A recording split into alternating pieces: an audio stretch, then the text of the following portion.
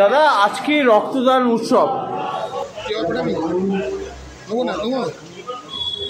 যারা আজকের এই ভবনে রক্তদান শিবিরের আয়োজন করেছে এবং সবসময় ধন্যবাদ দিতে তাদের ধন্যবাদ সবসময় দেয় না। আমি এইসব বিষয়টা সবসময় কৃতজ্ঞতার সাথে দেখি যে তারা এই মহৎ শিবির আজকে যে করেছেন আজকে কৃতজ্ঞতা দেয়। উপস্থিত আছেন এখানে আজকে যারা সমাজের জন্য অর্থাৎ তাই আপনাদের কাছে এরকম একটা খবর দিয়ে আপনাদের কাছে অনুরোধ করবো আপনারা এই রাখুন, নয় এই সম্পর্ক ভুল হবে না, করতে পারেন না। আপনাদের কীরকম হবে, আপনারা যেভাবে মায়ের বোনের সম্মান হানিকে কেন্দ্র করে যেভাবে আন্দোলন করা করছেন, এইভাবে এই আন্দোলন আজকে আমাদের এখানে উপস্থিত হয়েছে ভারত কথা উপস্থিত হয়েছে। প্রাকৃতিক দুর্যোগ উপেক্ষা করে আজকে আমাদের এখানে উপস্থিত মোবাইলটা পেছনে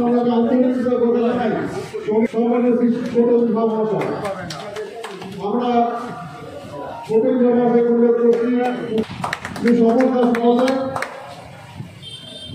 মহাশয় আমাদের দমদম ভারত কথা উৎসব কমিটির সভাপতি উত্তরীয় পরিয়ে সম্পর্কিত করছে।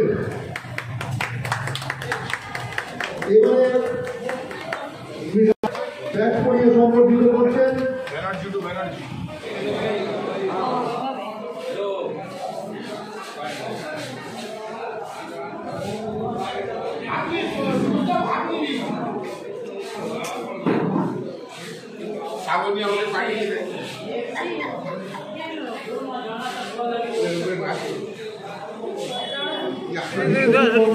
ঘুরে দাঁড়ান। আমাদের মধ্যে আছে আমাদের এই রক্তদান শিবিরে আমাদের সারা দিয়ে আজকে আমাদের এখানে উপস্থিত হয়েছে ভারত কথা কমিটির পক্ষ থেকে। হাসরা দাদা এটা শুনে দেখো একটু মাথা উঁচু করে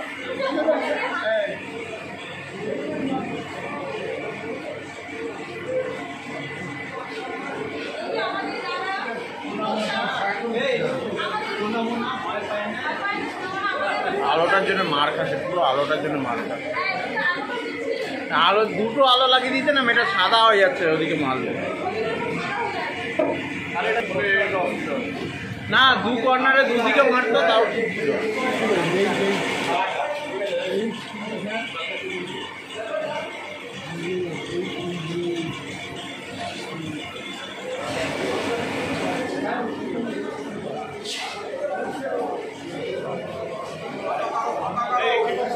তিন বছর হবে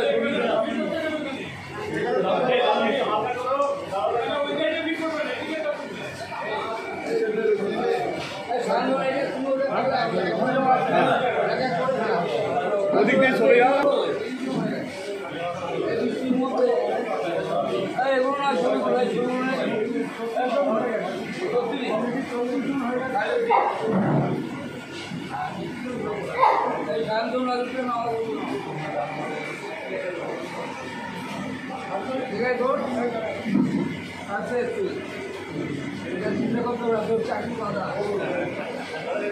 না বাবা দিতে দিতে কেটে গেল।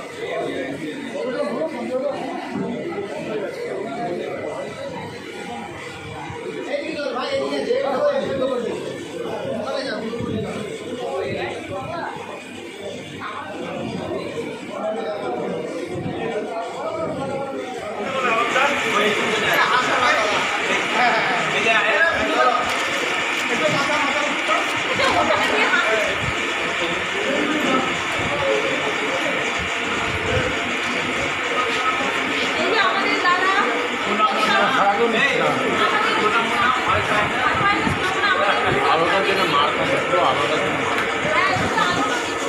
আলো দুটো আলো লাগিয়েছে না, মেয়েটা সাদা হয়ে যাচ্ছে।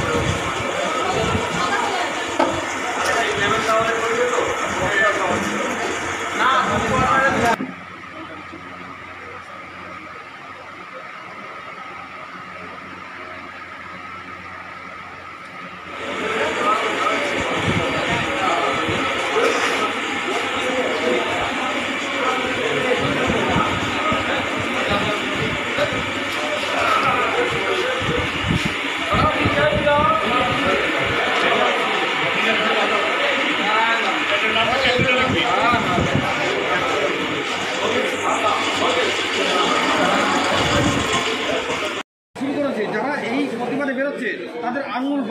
অর্থাৎ আঙুল ভেঙে দেওয়া হবে।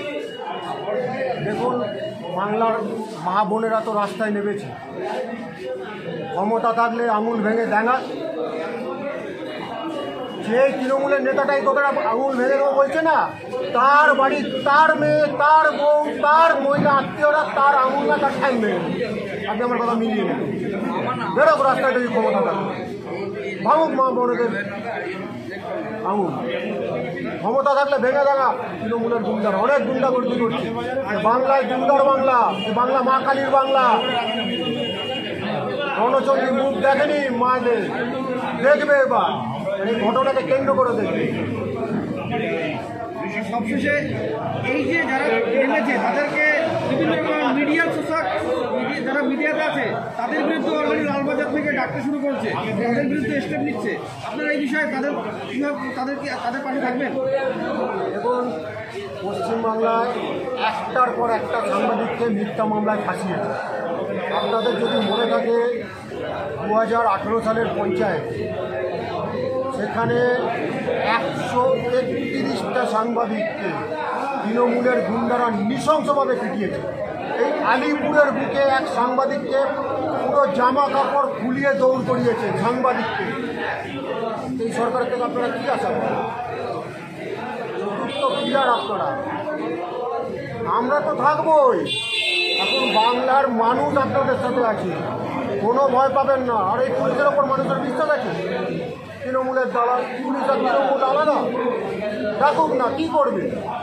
জেল ভেঙে নিয়ে চলে আসবে মাত্র, তাতে আমরা থাকবো। আজকের এই রক্তদান শিবির মানুষের জন্য কতটা উপকৃত হবে এবং কি বলবেন এই রক্তদান উৎসব নিয়ে? রক্তদান শিবির তো মহৎ কাজ। আমাদের মধ্যে একজন উদ্যোক্তাদের মধ্যে একজন মা আছেন, যার নিজের সন্তান হেলাসেন্টার বললেন 2 মাস অন্তর ছিল, কিন্তু এরকম অবনতি অবনত নাম্বার অফ পেশেন্টস আছে। এছাড়া অন্যান্য রোগের জন্য তো রক্ত লাগেই। সারা রাজ্যে যে পরিমাণ দাঙ্গা হাঙ্গামা হচ্ছে, পশ্চিমবঙ্গের রক্তের ডিমান্ড সব থেকেই বেশি। আমার মনে হয় এই ধরনের উদ্যোগ যত ভালো হবে তত ভালো। দমদমের এই ভারত মাতা পূজন কমিটি এরা প্রতি বছর, আর আমি প্রায় প্রত্যেক বছরই আসি। এরকম আরও হওয়া উচিত, ভালো, মহান উদ্যোগ। এর থেকে বড় কাজ, মহৎ কাজ, মহৎ দান বাইরে যারা রক্তদান করছেন তারা ভারতবর্ষের সংস্কার অনুসারে পৃথিবীর সবথেকে বড় দানের কাজ। রক্তদান করার দল হিসেবে হয় না, রক্তদানটা একদমই সবার রক্তদান। তো এই উদ্দেশ্যে মানে যারা রক্ত দিচ্ছে এবং যারা কিন্তু দেবে তাদের উদ্দেশ্যে কী বলবেন? লোকে তো স্বাভাবিকভাবেই ধর্ম, বর্ণ, মতবাদ নির্বিশেষে রক্তদান করে। কিন্তু একটা কথা অবশ্যই বলবো, পশ্চিমবঙ্গের অবস্থা দিন দিন খারাপ থেকে খারাপতর হচ্ছে।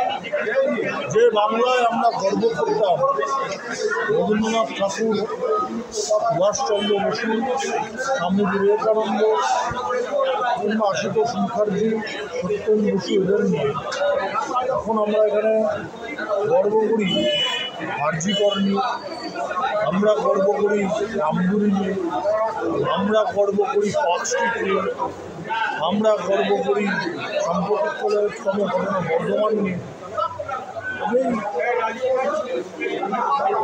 বাংলার অবস্থাকে যদি ফেরাতে হয়, মানুষকে জাগরণ দরকার, দাদা একটা রেনেসাঁস দরকার।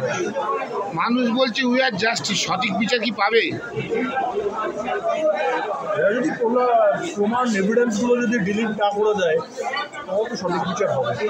কিন্তু এভিডেন্স কতটা ডিলিট করেছে, আদৌ করেছে কিনা সেটা তো আমরা জানি না। সেটা তদন্ত যত এগোবে তত বোঝা যাবে। কারণ আপনি যে তদন্তের কথাটা বলছেন সেটা 90% ফরেন্সিকের উপরে নির্ভর করে। এবার সেটা যদি কালেকশন না করতে পারে এভিডেন্স যদি ধ্বংস হয়ে যায় তাহলে তো কিছু হবে না। আপনার নতুন করে আমি একটা প্রশ্ন করছি, কাট করেন না। কাট করো। 14ই আগস্ট থেকে দাদা, যেখানে মমতা ব্যানার্জি মুখ্যমন্ত্রী, যেখানে মমতা ব্যানার্জি স্বাস্থ্যমন্ত্রী, সেখানেই তিনি রাস্তায় নামলেন, এটাকে আপনারা কিভাবে দেখছেন? দোকান কাটা মানে কাকে বলে বোঝেন? বাংলা একটা কথা আছে, দোকান কাটা। যদি আপনার একটা কান কেটে দিই, আপনি কী করবেন? দেওয়াল ঘেঁষে ঘেঁষে যাবেন, যাতে একটা লোক দেখতে না পারে আপনার কান কাটা। এবারে না দোকানই কেটে গেছে, আর কি কখন দেওয়াল করবে? ডান দিকে গেলে বাদিক ধরা পড়বে, বাদিক গেলে ডান দিকে, তার জন্য রাস্তার মাঝখান দিয়ে গেছে। তার মধ্যে আমরা দেখতে পাচ্ছি, তার মধ্যে সেলিব্রিটি থেকে শুরু করে মানে অনেক যাদেরকে মানুষ, সাধারণ মানুষ পলিটিক্স দিয়ে মিলায় না, তারাও সঙ্গে ছিল, সেই সব কটা দোকান কাটা। 500 টাকা 1000 টাকায় এগুলো সব বিক্রি হয়, বড় বড় কথা বলে। আর যদি তৃণমূল নেতা বলে আমার জামা কাপড় কেটে দিয়ে যাবি, ও সেটা করতে আসে। ইতিমধ্যেই তৃণমূলের কিছু কিছু নেতারা আঙুল ভেঙে দেওয়ার হুঁশিয়ারি দিয়েছে। আজকে কি বলবেন যারা প্রতিবাদ করছে? যারা বলছে তাদের আঙুল জনগণ ভেঙে দেয়, এগুলো চলে না। অপরাধ হয়েছে, আমি বলছি না অপরাধ কোথাও হয় না, কিন্তু হাসপাতালে তো হয় না, ডাক্তারের সঙ্গে তো হয় না। ভারতবর্ষের ইতিহাসে ৭৭ বছরের ইতিহাসে একটা সরকারি হাসপাতাল বলুন যেখানে একজন ডাক্তারের সঙ্গে, একজন লেডি ডাক্তারের সঙ্গে এই ঘটনা ঘটেছে। আর এটা পশ্চিমবঙ্গের কোনো গ্রামে ঘটেনি, কোনো মফস্বলে ঘটেনি, কোনো জেলা সদরে ঘটেনি, ভারতবর্ষের সর্ববৃহৎ শহরের মধ্যে একটা শহর। এরপরও যদি এর লজ্জা না থাকে, আমাদের তো বলতেই হবে দোকানদার। আম পাবলিক তো রাস্তায় নেমে এসেছে, কিন্তু তাদের প্রোডাকশন নেবে কে? তাদের আঙুল ভেঙে দিচ্ছে, তাদেরকে হুঁশিয়ারি দরকার নেই। সাধারণ মানুষ নিজের প্রোটেকশনের জন্য যথেষ্ট। রাজনৈতিক দল ছত্রছায়া দরকার নেই। সক্রিয়ভাবে রাস্তায় মানুষ নেমে। মানুষের শক্তির থেকে বড় শক্তি পৃথিবীতে কিছু হয় না। চাউসেস্কুর কত লোক ছিল মানুষের শক্তিতে। ইতিমধ্যেই আমরা দেখেছি বাংলাদেশ থেকে গদিচ্যুত হয়েছে হাসিনা সরকার, তারা কি প্রভাব আমার পশ্চিমবঙ্গে ফেলছে? এক দিদি ওখান থেকে এখানে পালিয়ে এসছেন, আর এক দিদি এখান থেকে ওখানে পালিয়ে যাবে।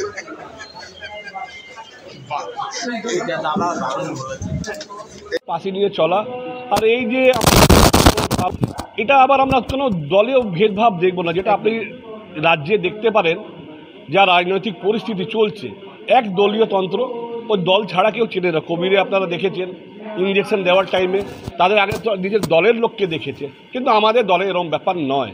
আমাদের দলে কে আমাদেরকে ভোট দিল, কে দিল না, কে ধর্ম আমাদের লোক সঙ্গে আছে, এটা আমরা দেখি না। আমরা দেখি সবকা সাথ সবকা বিকাশ, মোদিজির একটাই এজেন্ডা।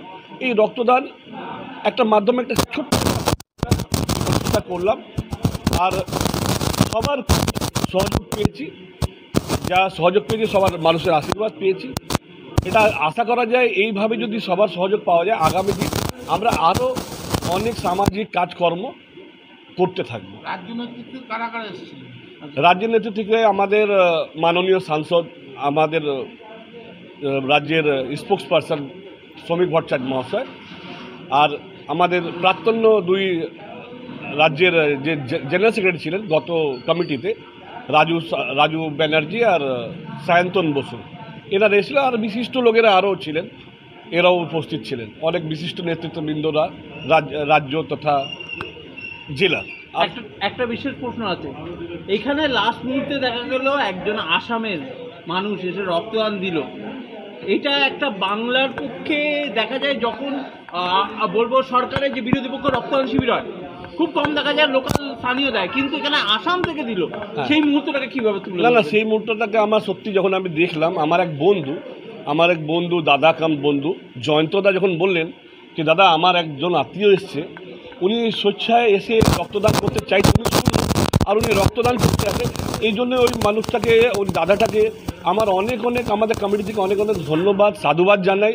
আর ওনার এই উদ্যোগটা যেন প্রত্যেকটা মানুষ যদি ফলো করে, এটা খুব একটা ভালো উদ্যোগ, এটা জন্য ওনাকে আন্তরিক শুভেচ্ছা, সাধুবাদ জানাই। আর লাস্ট প্রশ্ন, বাংলার মানুষের জন্য কি বার্তা দিতে চাইবেন? দাদা বলছি, আমাদের মাননীয় এই দুর্গাপুজো কমিটিগুলোকে প্রত্যেক বছরেই যে এতটা করে অনুদান করছে, সাধারণ মানুষের উদ্দেশ্যে এটাকে না দিয়ে আমাদের সাধারণ মানুষ অনেকের উদ্দেশ্যে যে অনেকে অনেক রকমভাবে মানে নিপীড়িতভাবে থাকে, তাদের না দিয়ে যে কমিটিগুলোকে দিচ্ছে, এটা আমি কি চোখে দেখি? আমরা একদম পক্ষপাতী নয় এই অনুদানের। এই যে অনুদান করেন পুজোতে, অনেক বড় বড় পুজো আছে, যে পুজোগুলো যে বাজেটগুলো প্রায় কোটি কোটি টাকার উপরে, কিন্তু এই সামান্য অনুদান, এই অনুদানগুলো যদি উন্নয়নমূলক কাজে লাগানো হয় ভবিষ্যতে, আমার মনে হয় উন্নয়নমূলক যদি কাজে ভবিষ্যতে লাগানো হয়, এটা বিশিষ্ট কাজ হয়। এই 85,000 টাকা বড় বড় ক্লাবকে দিলাম, তাদের 5-10 না না না, এটা অনুদান দিয়ে একটা মানুষকে গুমরাহ করা একটা বাজে কাজ। অনুদানের সরকার, এটাকে আমরা মানি না, এটাকে আমরা ধিক্কার জানাই এই জিনিসটাকে।